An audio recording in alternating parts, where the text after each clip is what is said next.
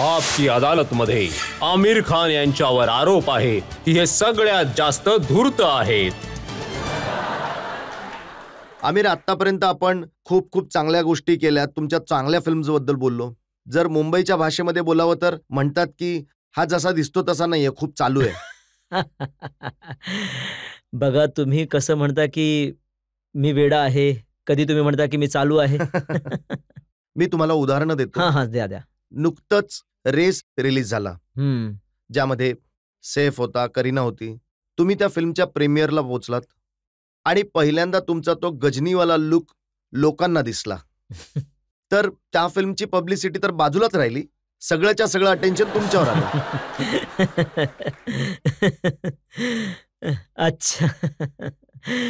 गजनी फिल्ममध्ये माझे 2 लूक आहेत. एक तर ज्यामध्ये माझे केस आहेत नॉर्मल, तो संजय सिंघानिया. मग एक घटना होते त्यांच्या आयुष्यामध्ये, मग त्याचा वेगळा चेंज लूक आहे. केस बारीक होतात, जखमा येतात डोक्यावर. तर अर्ध्या फिल्मचं शूटिंग झालं होतं, ज्यामध्ये केसांसोबत मी शूटिंग केलं, कॅरेक्टर होतं. त्यानंतर आम्ही केस बारीक केले. त्या दिवसांमध्ये रमेशजी, जे माझे मित्र आहेत, रमेश दौरानीजी, त्यांचा मला फोन आला की आमच्या फिल्मचं प्रीमियर आहे रेसचं, तुम्ही नक्कीच या. तर ते सारखे इन्सिस्ट करत होते. खूप वेळा असं झालं की मी जाऊ शकलो नाही त्यांच्या पार्टीजमध्ये, त्यांच्या फंक्शनमध्ये. तर मी त्यांना प्रॉमिस केलं होतं की मी नक्की येईल. आता त्याच्या 1 दिवस आधी माझं मुंडन झालं होतं. आता मी करणार तरी काय होतो? तर यामध्ये काही ही स्ट्रॅटर्जी नव्हती. नाही, बिलकुल नाही. शाहरुख खानची फिल्म रब ने बना दी जोडी, ती रिलीज झाली. त्यामध्ये खूप प्रयत्न केल्यानंतर त्यांनी थोड्या वेळेसाठी आपला लुक चेंज केला होता. जेव्हा लोक तिथे फिल्म पाहायला गेले, प्रत्येक थिएटरच्या बाहेर आमिर खानचे मोठे कटआउट लागले होते, ज्यामध्ये तुमचं ते टक्कल असलेलं डोकं होतं. लोक रब ने बना दी जोडीला विसरले आणि त्या कॅरेक्टरला त्यांनी लक्षात ठेवलं. गजनीमध्ये एक पर्टिक्युलर लुक होता माझा आणि हा प्रत्येक फिल्म्समध्ये आम्ही नाही करू शकत. त्या फिल्म्समध्ये आम्ही केला होता.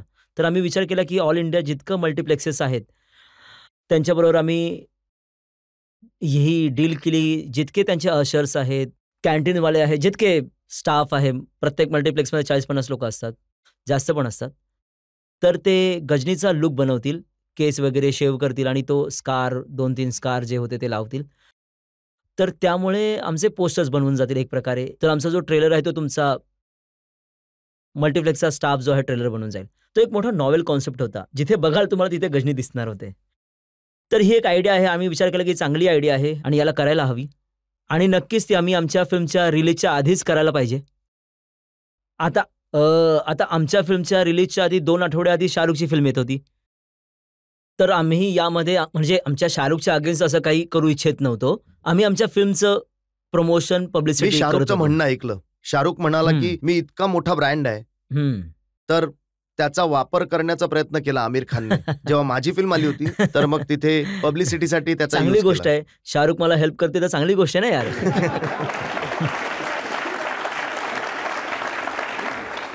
आज तुम्ही म्हणताय की ते तुम्हाला हेल्प करतील तर चांगली गोष्ट आहे. पण तुम्ही तुमच्या ब्लॉगमध्ये काय लिहिलं होतं जरा मी लोकांना वाचून अरे दाखवतो. बापरे! नाही, नका वाचू. आमिर खानने आपल्या ब्लॉगमध्ये लिहिलंय, जज साहेब तुम्ही ऐका आणि जनतेनेही ऐका. मी एका झाडाखाली माझ्या आम्मी आणि जुनैद बरोबर बसून गेम खेळतोय आणि शाहरुख माझे पाय चाटतोय. मध्ये मध्ये मी शाहरुखला बिस्किट देतोय.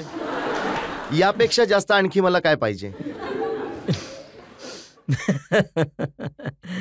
ओहो! आता मी काय सांगू तुम्हाला रजतजी? खरं तर ही एक गंमत होती आणि शाहरुख आणि माझ्यामध्ये म्हणजे शाहरुख नेहमी फिल्मफेअर नाईटमध्ये आणि जितके तुमचे शोज होत असतात, अवॉर्ड शोज, तर नेहमी माझ्यावर गंमत करत असतो आणि तो मला चांगलं वाटतं की तो माझा मित्र आहे. मित्र मजाक नाही करणार तर कोण करणार? तर योगायोगाची गोष्ट आहे की आम्ही एक घर खरेदी केलंय 5 गणीमध्ये, किरण आणि मी. आणि त्या घरामध्ये जो केअरटेकर आहे, तो मागील 20 वर्षांपासून काम करतोय. आनंदीबाई आणि बाबू. त्यांची पण इच्छा आहे की जेव्हा आमचा ओनर झालो आहे, तर मग त्यांच्यासोबत राहणार आमच्या. तर आम्ही पण खुश होतो, तो आमच्याबरोबर राहतील म्हणून. तर त्यांचा एक कुत्रा आहे ज्याचं नाव शाहरुख. आता मी काय करू? किती किती अशा मी फिल्म्स नाही, आम्ही नाही, बघितलंय, ऐकून तो घ्या. विलनला म्हणतो की तू जर असं नाही केलं तर मी तुझ्या नावाचा कुत्रा पाळेन. तर अच्छा, जेव्हा मी घर घेतलं तर मला माहीतच नव्हतं की मी त्या घराबरोबर एक कुत्रा पण घेतलाय. अजिबात आयडिया नव्हती मला. तर जेव्हा मी त्या कुत्र्याला बघितलं तर तो खूपच हँडसम होता. हां. काय बोलू आता? अरे यार. तुम्हा सगळ्यांना वाटतं की मी मजाक करतोय, मी खरंच सांगतोय. तर मी त्याचं नाव विचारलं आनंदीबाईला, तर त्या म्हणाले की याचं नाव शाहरुख आहे. तर किरण माझ्या बाजूला बसली होती, म्हणाले की विचित्र नाव ठेवलंय शाहरुख. मी विचारलं तुम्ही का नाव ठेवलं त्याचं शाहरुख? तर ते म्हणाले की या बंगल्यामध्ये काही वर्षांपूर्वी काही ॲड फिल्मचं शूट झालं होतं. तर शाहरुख साहेब आले होते. त्यांचं काही ॲडचं शूट ह्या बंगल्यामध्ये झालं होतं. आ, आणि त्याच दिवशी आम्ही या पप्पीला घरी आणलं होतं आणि आम्ही शाहरुखचे खूप मोठे फॅन आहोत, तर आम्ही याचं नाव शाहरुख ठेवलं. त्यांनी याचं नाव शाहरुख ठेवलं कारण की ते शाहरुखचे मोठे फॅन आहेत आणि शाहरुखचं त्या दिवशी तिथे योगायोगाने तिथे शूटिंग चालू होतं. तर किरणने मला म्हटलं की आमिर चांगलं नाही वाटत की याला शाहरुख नाही म्हणणार, आम्ही याला शाकी म्हणूया. तर तुम्हाला विश्वास नाही बसणार की त्या दिवसापासून आजपर्यंत आम्ही, किरण आणि मी, त्याला शाकी म्हणतो, शाहरुख नाही म्हणत त्याला. पण ब्लॉग मी मध्ये तर ब्लॉगवर येतो मी. तर आता एक दिवस मी खरंच अशा प्रकारे बसलो होतो आम्हीसोबत, जुनैदसोबत, मुलांबरोबर. तर मी बोललो की यार शाहरुख बाबत लिहूया, तर शाहरुख वाचून हसेल. त्याला पण मजा येईल की तो हसेल. कारण की तो इतकी गंमत करत असतो माझी, तर त्याला नक्कीच वाटत असेल की यार आमिरने आजपर्यंत एकदाही गंमत नाही केली माझी. चांगलं नाही वाटत ना. तर मी गंमत केली आणि हाच म्हणजे माझ्या मनामध्ये शाहरुखसाठी खूप आदर आहे. रिगार्ड्स आहे, रिस्पेक्ट आहे. यामध्ये काहीही शंका नाही आहे. असे रेगार्ड, रिस्पेक्ट आहे की पब्लिकली तुम्ही म्हणता की शाहरुख खान नंबर 2 आहे, तो स्वतःला नंबर 1 समजतो. नाही, नाही, नाही. नाही, नाही, नाही, नाही. मी कोण आहे त्याला नंबर देणारा? ॲक्चुअली नंबरिंग तर मी करतच नाही. माझ्यासाठी जे फेव्हरेट स्टार आहेत ते दिलीप कुमारजी आहेत, बच्चन साहेब आहेत, नर्गिसजी आहेत. तर मी त्यांचा खूप मोठा फॅन आहे. माझ्यासाठी नंबर 1 हेच असणार आहेत. लताजी नंबर 1 आहेत माझ्यासाठी. तर माझ्यासाठी नंबर 1 तर हेच आहेत. पण म्हणजे मी माझ्याजवळ मोजणीमध्ये येतच नाही. एक पूर्ण माझा तर दुसरा नंबर पण लागत नाहीये. माझ्याकडे खूप मोठी रिसर्च आहे. हं. तुम्ही शाहरुख बद्दल काय म्हणालात, शाहरुख तुमच्याबद्दल काय म्हणाला आणि मागच्या काही महिन्यांपासून हा प्रकार सतत चालू आहे. खरं तर जेव्हा आमच्या दोन्ही फिल्म एकत्र आल्या, रब ने बना दी जोडी आणि गजनी दोघांमध्ये 2 हप्त्यांचा फरक होता रिलीज डेटमध्ये. तर त्यावेळी मीडियामध्ये शाहरुख पण इंटरव्ह्यू देत होता, मी पण इंटरव्ह्यू देत होतो. तर मला वाटतं की त्यावेळची गोष्ट त्याच आहे, वेळची त्या गोष्ट आहे. काळची गोष्ट आहे. तुम्ही म्हटलं की त्यांना मार्केटिंग स्किल्स येत नाहीत. नाही, नाही, नाही, नाही, मी असं नाही बोललो. माझ्याकडून ॲक्चुअली मी तुम्हाला सांगू, मागील 20 वर्षांपासून मी कधी शाहरुखवर कमेंटही नाही केली. कधीच नाही केली आहे. परंतु शाहरुखने नेहमी माझ्या बाबतीत खूप गोष्टी बोललेल्या आहेत. मी कधी उत्तर देत नाही. योगायोगाने यावेळी आम्हा दोघांच्या फिल्म एकत्र लागल्या होत्या, तर मीडियावर त्यांच्या प्रश्न विचारत होती, मलाही विचारत होती. आता त्यांनी यावेळी देखील जसे आधी खूप काही गोष्टी बोलल्या माझ्या बाबतीत, यावेळी पण खूप बोलल्या त्यांनी. तर यावेळी मला वाटलं की उत्तर द्यायला पाहिजे. तर मी काही उत्तर दिलेत. चांगली उत्तरं दिलीत तुम्ही. आता जे मला खरं वाटलं ते मी उत्तर दिलं. तर मी कधी त्यांना नंबर 2 नाही म्हणालो. तुम्ही हे बोललात की ते नंबर 1 नाहीयेत. नाही, मी हे नाही म्हणालो. मी हे पण नाही बोललोय. मी बोललो की यार माझ्यासाठी सचिन तेंडुलकर नंबर 1 आहे. आजपर्यंत तर मला त्याला कधी बोलताना ऐकलं नाही की नंबर 1 आहे. मी हे बोललो. त्यांची मुलं जे आहेत ते तुमचे मोठे फॅन होते आणि जेव्हा तुम्ही हे कुत्र्यावाली गोष्ट लिहिली तर मुलं तुमच्यावर नाराज झालेत. हो. बघा मी शाहरुखचा खूप इज्जत करतो. खास करून ह्या कारणासाठी शाहरुखची इज्जत करतो की he is a really family man.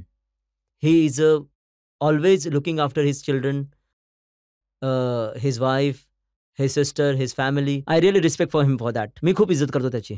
आणि जर माझ्याकडनं असं काही घडलं आहे, नकळतपणे त्याच्या परिवाराला किंवा त्याला वाईट वाटलं असेल, तर मी अनकंडिशनल अपॉलॉजी मागतो शाहरुख खानला आणि त्याच्या फॅमिलीला. कारण की मी कोणाचंही मन दुखवू इच्छित नाहीये. जिथपर्यंत बघा तुम्ही अमेरिकेहून येत होतात. हो. आणि मग परत आलात तर तुम्हाला विचारलं, दादा तुमची तपासणी झाली. तुम्ही म्हटलं की माझी तपासणी कशाला करतील, मी तर इडियट आहे. आणि त्याबरोबर हे सुद्धा जोडलं. हे बघा, तुम्ही मीडियावाले पहिले तर आम्हा लोकांना पकडून घेता आणि मग जेव्हा उत्तर देतो तुम्ही परत रागवता.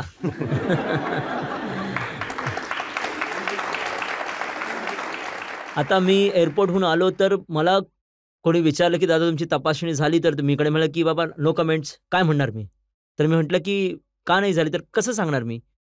मी 8 तास फ्लाईटमध्ये बसून आलोय. कोणी मला विचारतं की तुमची तपासणी का नाही झाली? आता मी काय उत्तर देऊ का नाही झाली? तर जे माझ्या मनामध्ये आलं ते मी सांगितलं की बाबा माझी नाही झाली, कारण की मी इडियट आहे. इडियट लोकांची नाही होत. तुम्ही हे नाही सांगितलं की त्याचबरोबर तुम्ही हेही बोललात, शाहरुखची यासाठी झाली की तो आपल्याला खूप इंटेलिजंट समजतो. नाही. मला वाटतं की तुमच्या मनातली गोष्ट आहे जे तुम्ही बोलत आहात. ही गोष्ट खरी आहे की तुम्ही आधी कधी चेष्टा करत नव्हता, आधी कधी रिॲक्ट होत नव्हतात आणि हा प्रकार जेव्हा सुरू झाला तेव्हा हा फक्त शाहरुख पर्यंत नाही थांबला. आता काय मी बोललो बरं? सलमान बाबतीत तुम्ही काय म्हणालात?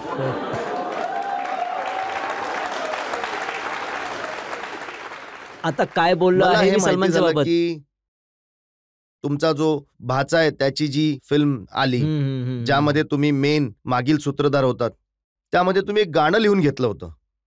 ते गाणं आहे मॅस्क्युलर, व्हेरी मॅस्क्युलर.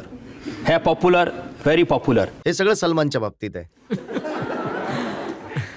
मग त्यामध्ये पुढे असं आहे की पप्पू दिखने में अंग्रेज है, पप्पू की गाड़ी तेज है, पप्पू कुड़ियों में क्रेज है, आणि पुढे असं आहे बट पप्पू कांट डांस आला.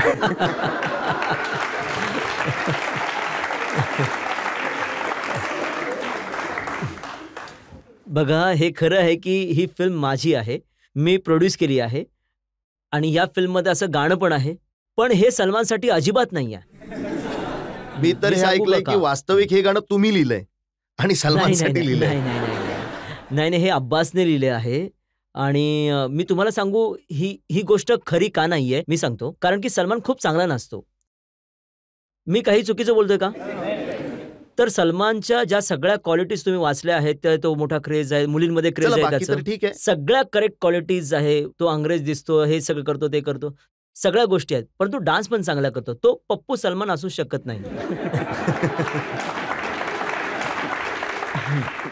आता 3 इडियट्स आहे. हं. फिल्म तर अजून रिलीज झालेली नाहीये, हो, परंतु हो, हो. काही आतील लोकांनी मला सांगितलं की त्यामध्ये तुमचा करीना कपूर बरोबर खूप मोठा किसचा सीन आहे. अरे बापरे! आणि सांगणाऱ्याने हे सुद्धा सांगितलंय की तो असा सीन आहे की सैफ अली खान त्याच्यावर कुर्बान होतील. अच्छा, मला ॲक्चुअली एक प्रश्न विचारायचा आहे. या सर्व गोष्टी तुम्हा लोकांना माहीत कुठून पडतात? ही फिल्म अजून रिलीज पण नाही झाली आहे. मग ही सगळी माहिती कुठून मिळवली? त्यांची पोच खूप आहे, खूप. हां, कसं मला सांगा ना. मला तुम्हाला हे सगळं माहीत कुठून तुम्ही पडलं? आधी सांगा की किती मोठा तो